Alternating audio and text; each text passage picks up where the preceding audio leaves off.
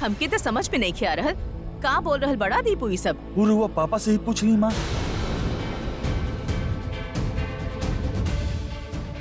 का पापा हमका कुछ गलत बोल रहल बानी?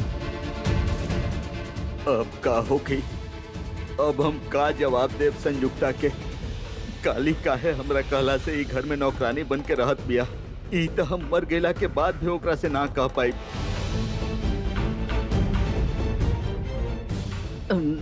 बड़की बहू अब छोड़ा ही जायदा। तपोव्रत के तबीयत ठीक नहीं खे, तू तो जानत बाड़ू ना। तपोव्रत चला कमरा में, चला चला चला चला हमरा संगे। रुकी माँ, रउआ तो हमेशा भैया के बचावत ही आ रहल बानी। कम से कम अब तो भैया के सबके सामना करे के पड़ी।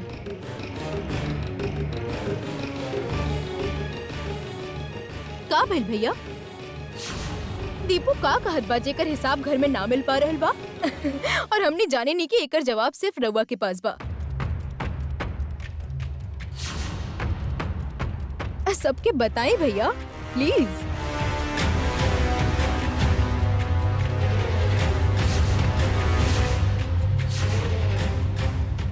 का बात बा भैया? आप चुप मत रही। सबके बताएं कि लड़की राउर कहे पे नौकर बन के रह रहल बिया। एकर मतलब का बा?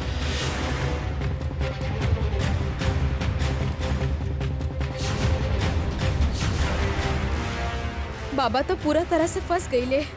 अब हम का करी?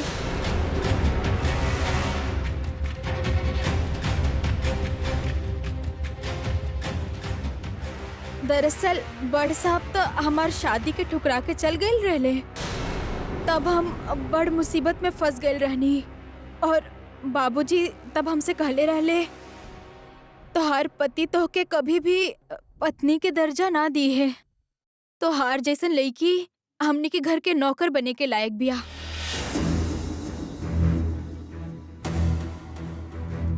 तब हम सोचनी कि पैसा खातिर अगर हमके केहू के घर में काम करे के पड़ी तो बाबूजी के घर में काम कईल अच्छा होगी। यही से हम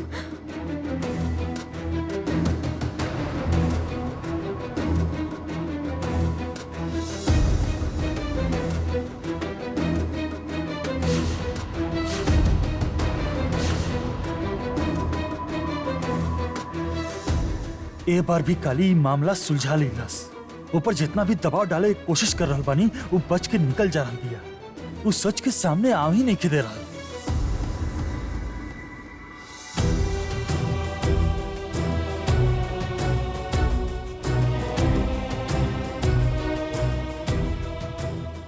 और बाबूजी के पास तो अब बहुत पैसा बाना। उनका घर में काम करब तो हमके बहुत ज्यादा तनख्वाह मिली। यही से तो हम एक मिनट हमने के शादी मतलब?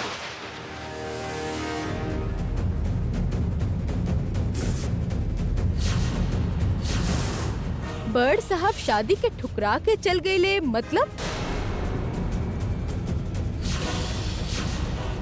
बड़ साहब तो तू दीपू के बुलावेली।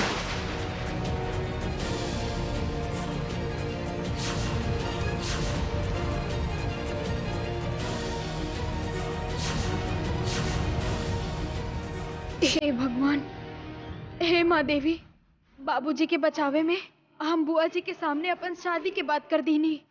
अभी कैसे हमारे मुंह से निकल गए हमके समझ में ही ना आयल। अब का होगी?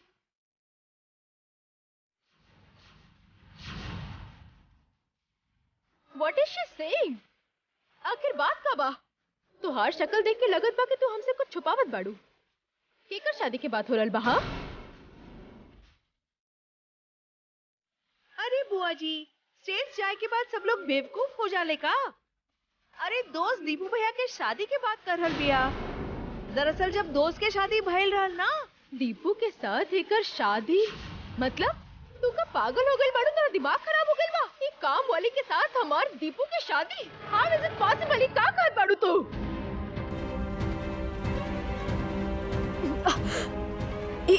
का कहत बाड़ू संजुक्ता? हमसे कुछ भी मत पूछा, हमके कुछ नहीं के कहे के। जौन पूछे के बा भैया से पूछा। सब उहे कहले बाड़े। शादी भइल रहल। हमरा हीरा जैसन बेटा के संगे ई काली कलूटी भिखारी गंवार लड़की के संगे शादी करवा देले तो हर भैया, वो भी जबरदस्ती छुप छुप के करवा देले। हमनी के कुछ पता न चले देले। दीपक के फोन लेके अपना लगे रख देले। ओकरा बाद जब दीपू शादी तोड़ के चल आयल त तोहर भैया ई लड़की के घर में लेके आ गईले।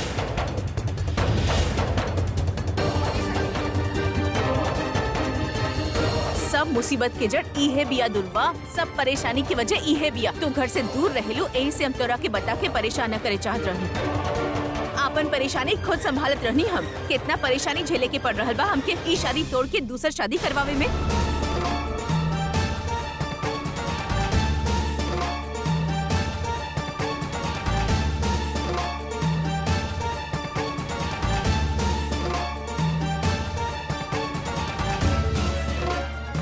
अपन बेटा के इतना बड़ नुकसान हुआ, कैसे कईनी भैया, कैसे कईनी?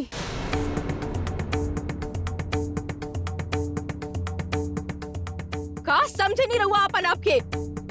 हम राउर हाथ के कठपुतली ना बन पानी तो बहुत अफसोस बाना। हम काहे ना बननी जाने नहीं, कहे कि हम वक्त रहते समझ गए रहने की रउआ एगो सैनिकल आदमी बानी।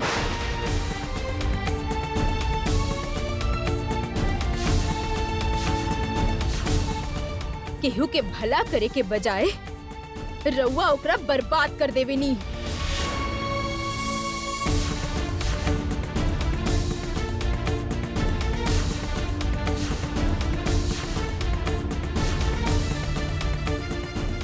दुर्वा, चुप हो जा। अच्छा बुरा के कौनो एहसास बा जे तपोव्रत के ऐसे बोल रहल बाड़ू? तपोव्रत भला बने के नाटक करके बर्बाद कर देहला। इतना बड़ बात कहे के हिम्मत कैसे भइल तोहार? तू हमनी के कम परेशान कैले बाड़ू। तंग आ चुकल रहनी तोहार व्यवहार से, हम गुस्सा भइल रहनी तोहसे। बाकी तपोव्रत ई बार बार तोहार पक्ष लेहलस, हमरा से बार बार बोलत रहलस। माँ रउआ ओकरा से कुछ मत कही, ऊ छोड़ दिया।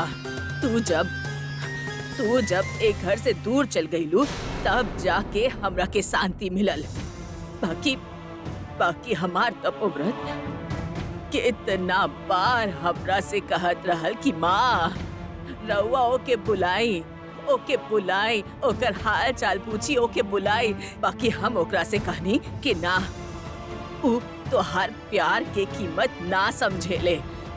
का हो तपोव्रत, हमरा बात पर आज तोहरा के विश्वास हो गइल ना?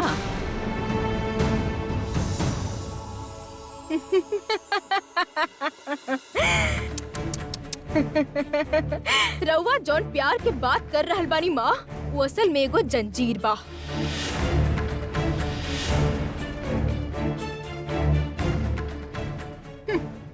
प्यार के नाम पे रउआ लोग सबके बांध के रखे नी।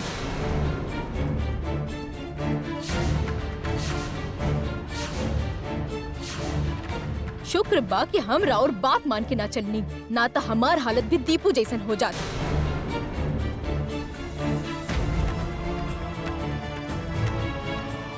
दीपू नादान बा, यही से तो जबरदस्ती ऐसा लड़की से होकर शादी करा देला। ये लड़की के साथ हा?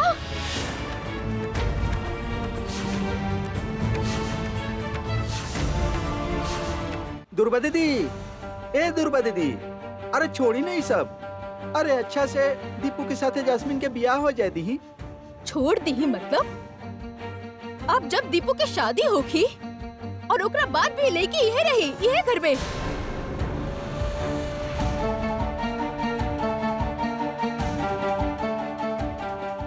तो के शर्म ना आवेला?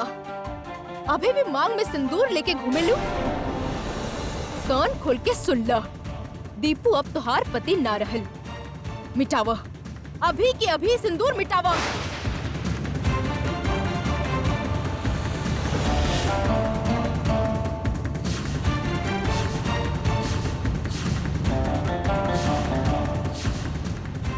ये बोलत का बनी रहुआ? सिंदूर मिटावा मतलब?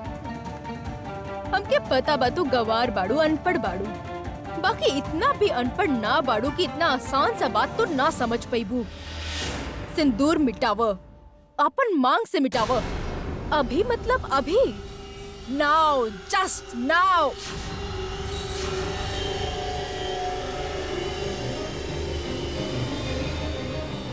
ए भगवान, यही से हमरा तरफ काहे आ रहल बाड़ी?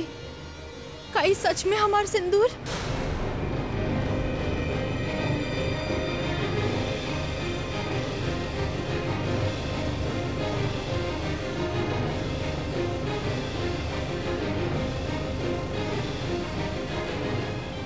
ए बार तू का कर बुगाली?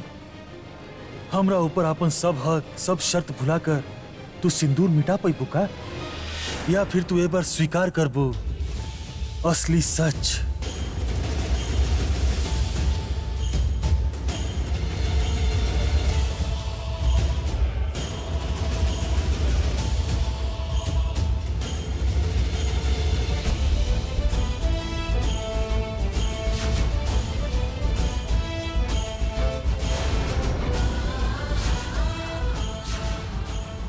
हमार हाथ से अब तू निकल ना पैबू। हम जे कह देनी कि तोके सिंदूर मिटावे के होखी तब मिटावे के ही होखी। हे माँ, महादेवी, ए रउआ हमके कैसन मुसीबत में डाल देनी। इस सुहाग खातिर तो हम इतना लड़ाई करत बानी।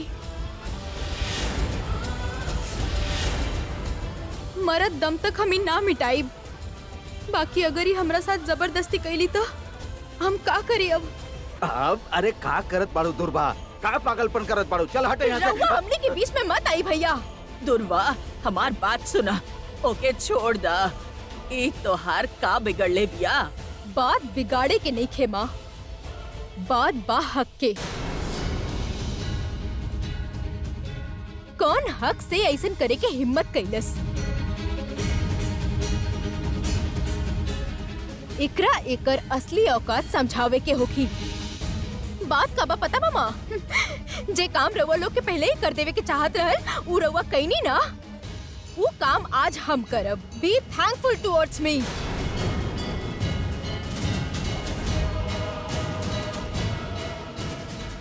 एकर औकात आज हम एकरा के समझाई।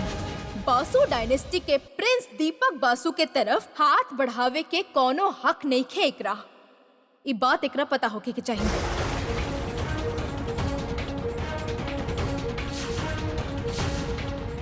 दुर्बा, ई का करत बाड़ू तू? तनी शांत हो जा। आज हमके केहू ना रोक सकेला।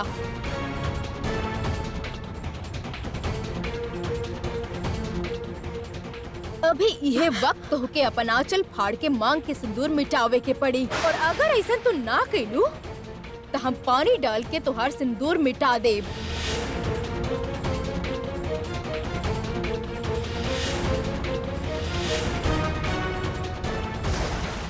मिटाव, सिंदूर मिटाव। हाँ ठीक है, तो कहत बाड़ी दुर्वा, पोंछ दाना सिंदूर। थैंक यू दुर्बा दीदी। जौन काम ए घर में बहुत पहले होके के चाहत रहे वो आज हो रहल बा। ए सुन काली, वहाँ पुतला बन के काहे खड़ा बाड़े तू? सिंदूर पोंछ।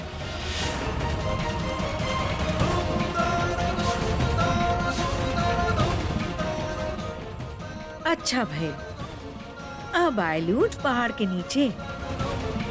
तपोव्रत, ओके रोका बेटा। ई सिंदूर मिटा देलस त दीपू के सत्यानाश हो जाई। अब भी कुछ ना बोलबू काली? हमसे तू भाग सकेलू, लेकिन बुआ जी से भागल आसान नहीं खे काली। अब तो तोके मुंह खोलही के पड़ी। देखत बन तू का करेलू। बात सुनाई ना दे रहल बा? बात सुनाई ना दे रहल बा? सिंदूर मिटाइबू कि ना? अब तो हमके इनका रोके के ही पड़ी। हमके शक्ति दी माँ, शक्ति दी। हमार हाथ से तू बच ना पई। हम एक बार जे कह देनी कि तोहके सिंदूर मिटावे के होखी तो तोहके मिटावे के होखी। Is it clear to you? सिंदूर मिटावे से का साबित हो कि बुआ जी जेकरा खातिर ई सिंदूर लगावी नी उनका साथ हमार कोनो संबंध ना रहल, वो अब हमार पति ना रहले ऐसन। हाँ हाँ हाँ, ये साबित होगी। रउआ भी तो सिंदूर ना लगावे नी बुआ जी, एकर मतलब राउर राउर पति से कोनो संबंध नहीं खे, ऐसने ना?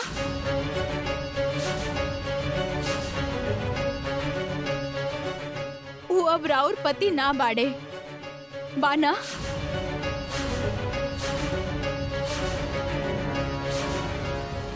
बताई ना बुआ जी, बताई। हो सकेला राउर पति के साथ राउर रिश्ता अब ना बा, या फिर राउर पति अभी दुनिया में नहीं खन, यही से रउआ सिंदूर न लगावे नी बाना?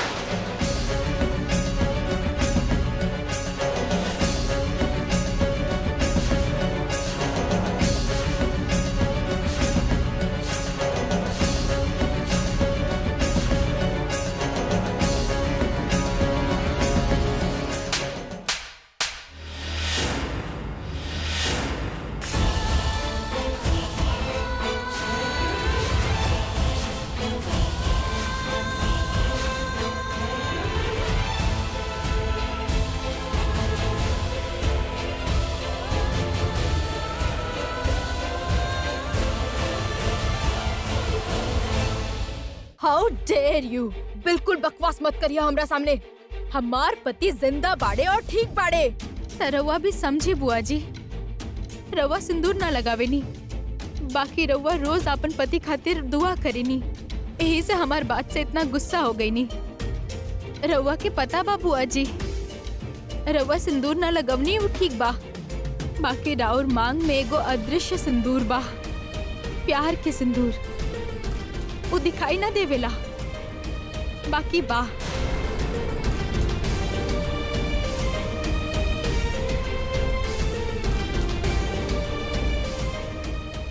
पति के मंगल कामना करेला वो सिंदूर, हमार सिंदूर मिटावे से भी यह होखी। रउआ चाही तो हमार सिंदूर मिटा सकेनी, जबरदस्ती हमार सिंदूर मिटा सकेनी, बाकी हमार मांग में ये अदृश्य सिंदूर हमेशा खातिर रही।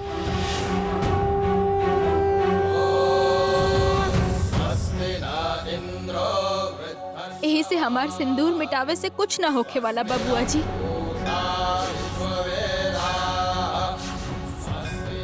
और सिंदूर का सिर्फ मांग में होखेला, सिंदूर तो दिल में होखेला, और हमार सिंदूर के रउआ दिल से कैसे मिटाई बुआ जी? दिल पे तो केहू के जोर ना चलेला।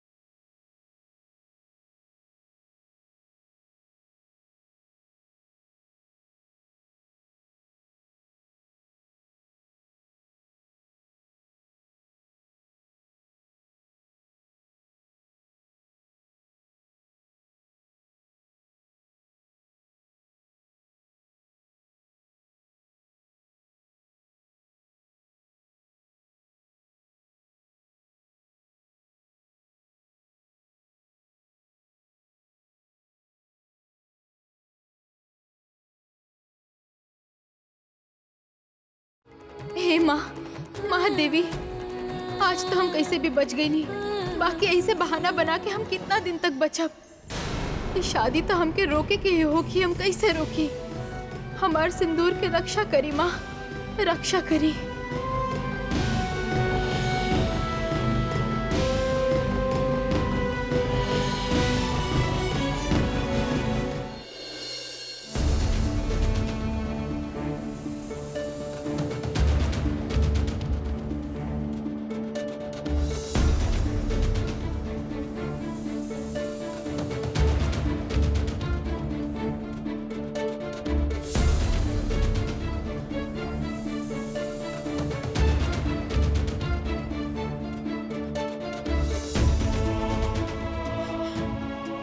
भगवान, भगवान, बुआ जी बहुत जिद्दी बाड़ी, कब का कर दी है समझ में ही ना आवेला। भगवान, जिद करके अगर दीपक जी की शादी जैस्मिन दीदी से करवा दी तो, अगर हमें शादी ना रोक पाई था तब तो बुआ जी हमके घर से बाहर निकाल दी है। भगवान, तब तो हम दीपक जी के जैस्मिन दीदी या फिर मामा जी के हाथ से ना बचा पाए।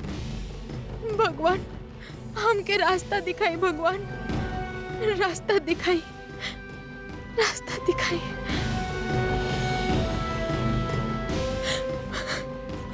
रास्ता दिखाई भगवान, रास्ता दिखाई।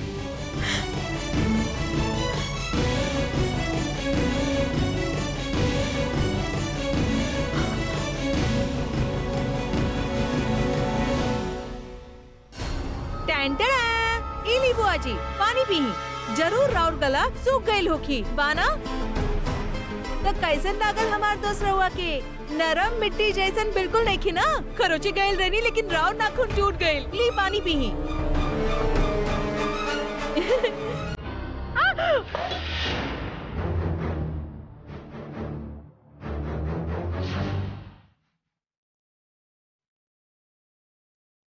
She is dangerous, Vicky.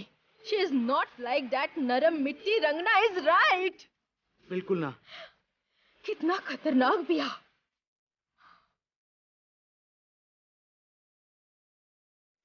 Jasmine की शादी के बाद हम एक दिन भी ओकरा यहाँ रहे ना दे।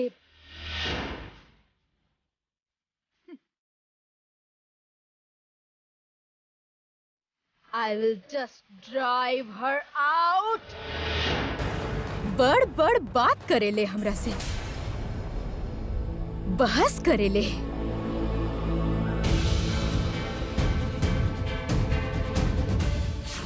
ओकरा पति से पूछी बुआ जी, उहे बताई कि वो प्यार करेला कि ना करेला। रुक दीपू, कोनो बात बा? हमरा कभी जाए क्यों की, हमके कुछ काम बा, हम आवत बनी। का भाई बुआ जी? बुआ जी, आवा बुआ जी का भाई? बुआ जी, अरे दुर्गा, कुछ रुको, बोलो। हमके पीछे ना आए, पीछे ना आए। Warning everybody. हमके दीपू से कुछ बात करे के बा, अकेले में। आज शाम के दीपू और जैस्मिन के आशीर्वाद होखी। संजुक्ता के बोल दो कि उस सब के प्रिपरेशन शुरू कर दे। बुआ जी, बुआ जी सुनी तो। सुना हमारी बात अरे सुना। रुका रुका, मत जा अरे तू। माँ तू समझत नहीं खो, ई दुर्बाओ के ऊपर लेके गल बिया, पता ना ओकरा के का कहे का समझाई, हम पता ना। जानत बानी सब जानत होते भी तोहके मना कर रहल बानी हम। तो हर तबीयत खराब बा, ए बात के कौनो परवाह बा ओके? इतना जिद्दी बिया तो हर बहन, उ कबो के होके परवाह ना करी और तो हर तबीयत और बिगड़ जाई। पापा रवा चली। हाँ, डॉक्टर रवा के बार-बार कहले बाड़े कि थोड़ा सा भी परेशानी रवा खातिर जहर जैसन बा। दादी हम पापा के लेके जा रहल बानी। चली पापा रवा। चला, ना चली रुक, पापा चला। रवा। ना रवा यहाँ ना रहा। चलिए अपना संगे। का चली। समझाई?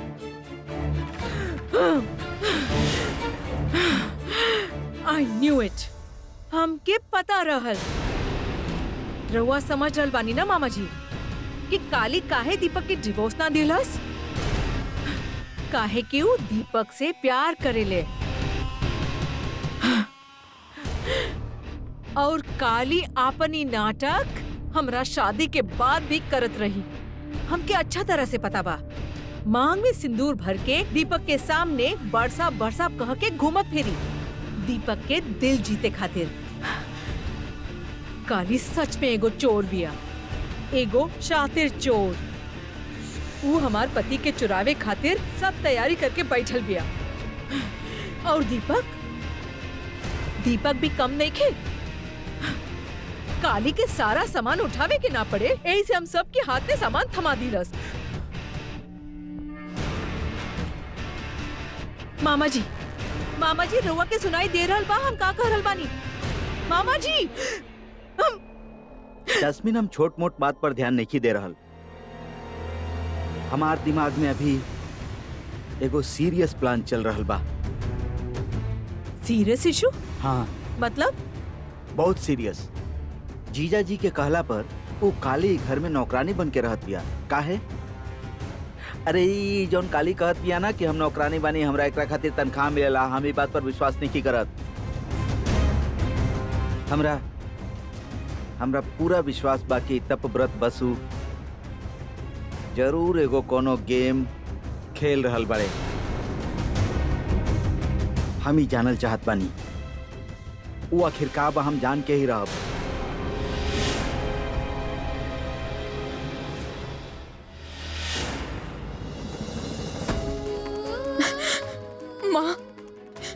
माँ राउर अलावा ई मुसीबत से हमके और केहू ना निकाल सकेला। और राउर बेटा और कोनो सबूत पे यकीन ना करी है। जैसे भी करके उनका के रोक ली ही, शादी करे से रोक ली ही माँ। हमरा पास और कोनो रास्ता नहीं खे माँ, और कोनो रास्ता नहीं खे हमरा पास। अब रउवे हमारा आखिरी भरोसा बानी, और रउवे उ बानी जे दीपक जी के एक खतरा से बाहर निकाल सकेनी माँ।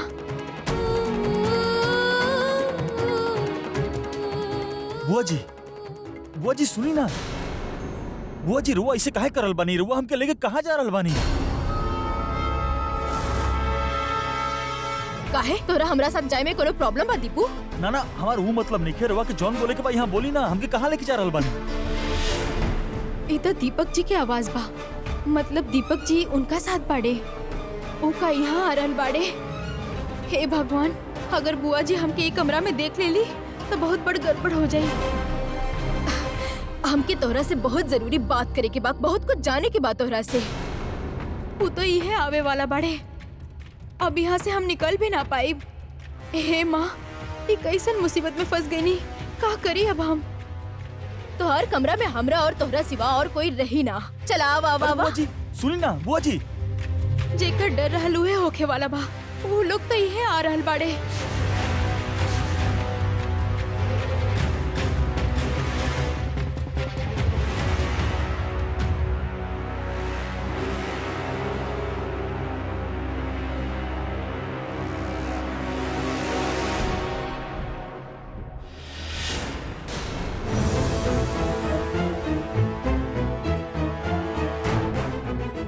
अब हम और कुछ ना कर सकेनी, हमके यहीं खड़ा रहे के होगी। अगर ये लोग हमके देख ले तो ये सोचिए कि हम छुप के इनकर बात सुन रहल बानी। ना, ऐसा ना होके के चाहिए, ऐसा ना होके के चाहिए। दीपू सच सच बतावा, तू सच में वो लड़की से प्यार करेला बाना?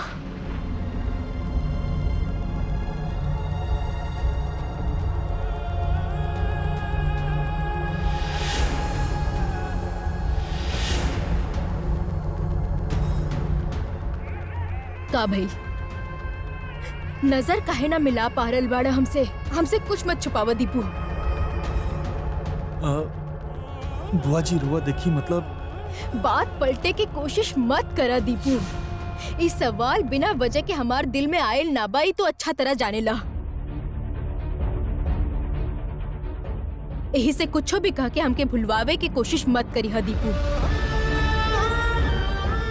सच सच बतावा, तू काली से प्यार तो ना करेला?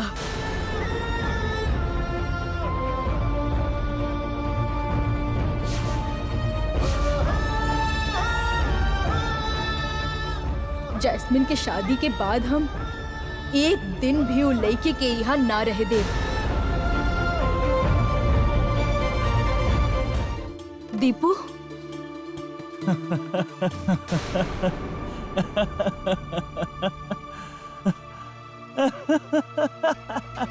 का बड़ साहब ये बात सुन के हंसत काहे बड़े? अरे तू ऐसे हंस काहे रहल बाड़ा दीपू? एक मिनट बुआ जी, एक मिनट। बुआ जी, आर यू सीरियस? ना मतलब रउआ सीरियसली हमसे पूछ रहल बानी कि हम काली से प्यार करे नहीं कि ना?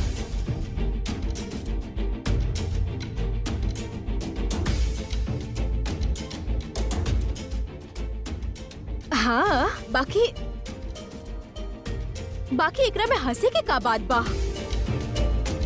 देखो, वो लड़की तोहरा से प्यार करेले, वो बात तो हम समझ ही रहल बानी। प्यार हो सकेला, इट्स क्वाइट नेचुरल। तू देखा कितना सुंदर बाड़ा दीपू, इतना बड़ बिजनेस एम्पायर के मालिक बाड़ा। एगो गवार लड़की के तो से प्यार हो सकेला?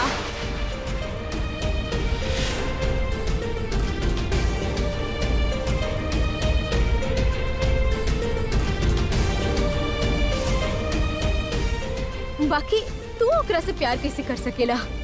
ओकरा पास का बा? गवार जैसन शक्ल, चिप चिप करत बाल, इतना बदसूरत बिया, काला कलूटा रंग, रक्षा काली जैसन आँख।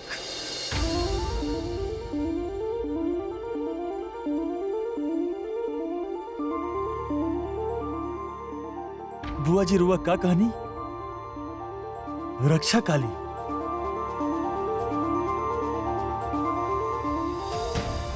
बिना सोचले रुआ एकदम सही बात कह दी बुआ जी।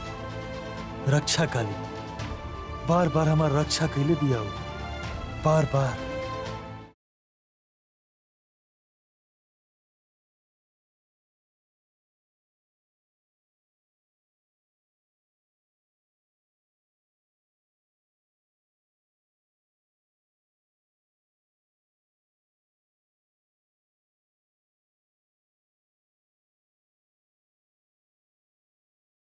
का भेल जवाब काहे ना देत बाड़ा? ओ खतरनाक लड़की से प्यार तो ना करेला ना तू?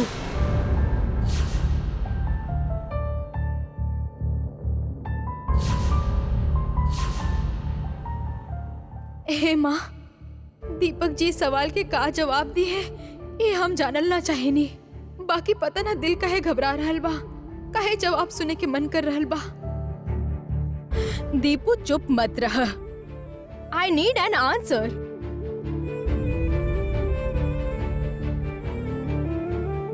जब दीपू की शादी हो जाए तई लड़की एजे रही है घर में।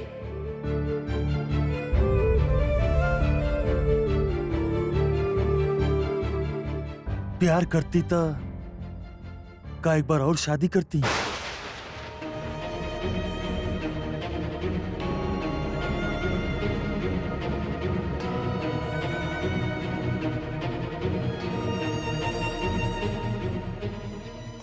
कुछ भी करके जैस्मीन के साथ है ये शादी के तोड़ देती बाना।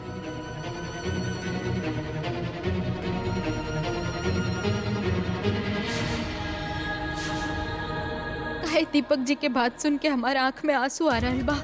ना हम ना रोइब, हम लालच ना कर सकिनी। काहे बार बारी बात हम भूल जाइनी। तू लालची ना बाड़ू काली, लालची ना बाड़ू। दीपक जी तो से प्यार करे तू कभी ना चाह सकेलू, तो के हक नहीं खे काली।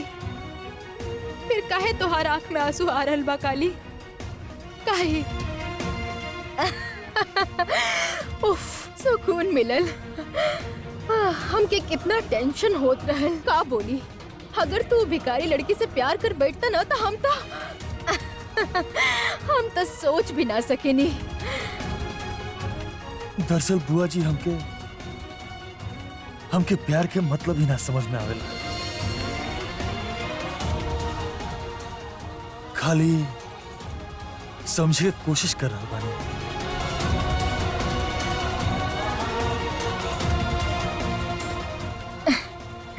समझे की जरूरत नहीं खे, तू बस जैस्मिन से शादी कर ला, प्यार अपने आप हो जाए। आज शाम के आशीर्वाद बा और कल शादी, बस फिर ये सब काली उली दुनिया की सारा मुसीबत झंझट सब दूर हो जाए। देख, सुबह से तो के बहुत थकान भइल बा। बुआ बहुत परेशान कइले बाड़ी। अब तू चेंज करा और रेस्ट कर ल।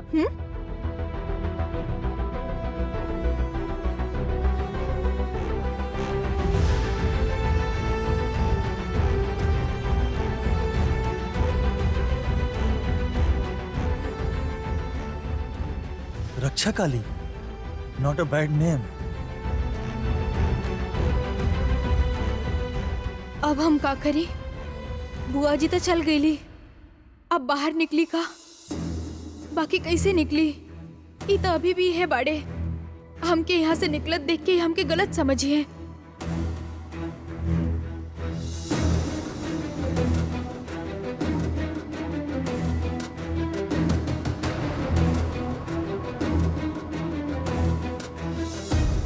हाँ, वो तो उनने देखत बाड़े, यह सही मौका बा।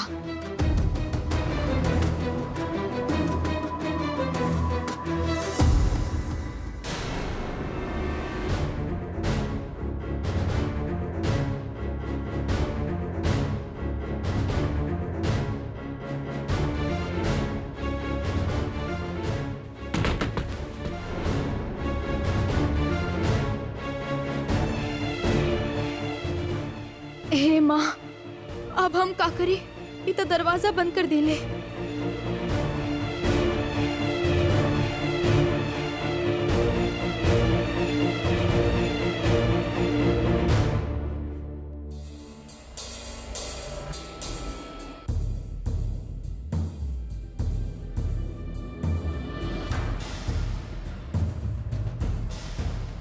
का भइल?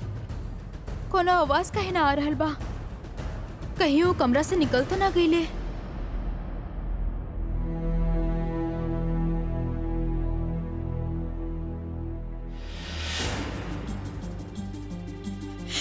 ना,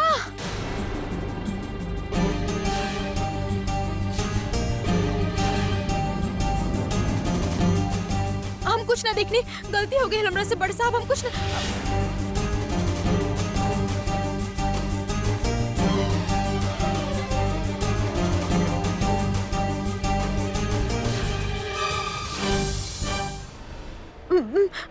माफ कर दी हमके, हम चल जाता नहीं बड़े साहब। तू कमरा में छिप कर बात सुनत रहलू? तू इतना बदतमीज बाड़ू? हमारी यकीन करी, हम बात सुने खातिर ना आयल रहनी। तो फिर काहे आई रहलू तू? का जरूरत रहल हमारा कमरा में आवे के? माँ के पास आयल रहनी, हमके निकले के मौका ना मिलल। ओकरा से पहले रवा लोग आ गए नहीं जाए इसे। यही से माँ से मिल ली लो? का बोलनी माँ? सही वक्त पर सबूत लाके ये शादी रोक पाई है ना?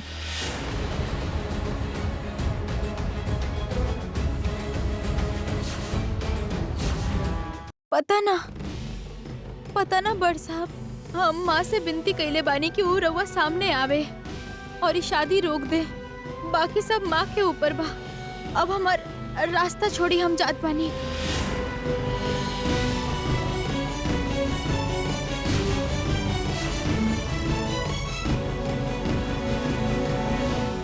जयमाल के समय ई पहनिया, अच्छा लगबू बहुत। अच्छा, रिसेप्शन में कौन सा लहंगा पहनबू बता दी है तू। अच्छा, शादी के साड़ी सेलेक्ट करे के पड़ी तो के शादी के साड़ी। हर तरफ से मुसीबत बढ़ते ही जा रहल बा। एने काली दीपक के हमसे चुरावे की कोशिश कर रहल बिया और उन्हें वो फूल के का भइल का पता। भैया ते गइल बड़े सुधा के पापा से सब उगलवावे खातिर। काली उनकरा संगे कांटेक्ट काहे रख रहल बिया ऊ जाने खातिर। लेकिन वो अभी तक अइले काहे ना? धत, कुछ भी ठीक नहीं खे लग रहल। वो काली के वजह से पूरा खेल हमरे हाथ से निकलत जा रहल बा। जैस्मिन, ये सब सामान ला, ये नीचे छोड़ के आ गए रहलो तू। हम सोचली कि काली से भेजवा दे ताकि फिर से दीपू काली के सामान उठावे से ना रोक लेवे। बाकी वो तो भइल ना। काहे ना भाई? काहे कि काली नीचे नहीं खे। का? काली नीचे नहीं खे? और दीपक दीपक नीचे बाड़े। ना ना दीपू तो अपन रूम में बा। काली नीचे नहीं खे और दीपक भी नहीं खन। रवो समझ रहल बानी मिसेस बासु। आई एम श्योर कि काली दीपक के कमरा में ही बिया। कोनो भी तरह दीपक के पीछा नहीं खे छोड़ रहल। का बोल रहल बाड़ू तू? हमके तो कुछ समझ में नहीं खे आ रहल। काली दीपक के कमरा में मतलब? ठीक कहा तानी, हम अभी आवतानी। जास्मिन अरे जास्मिन जास्मिन रुका, हम देख के आवत बानी। ना मामा जी, हम ही जाई। ओ लड़की के इतना हिम्मत। ओके आज देख लेब हम। दीपक के पीछे पीछे घूमल ओ लड़की के आज हम छोड़ा दे।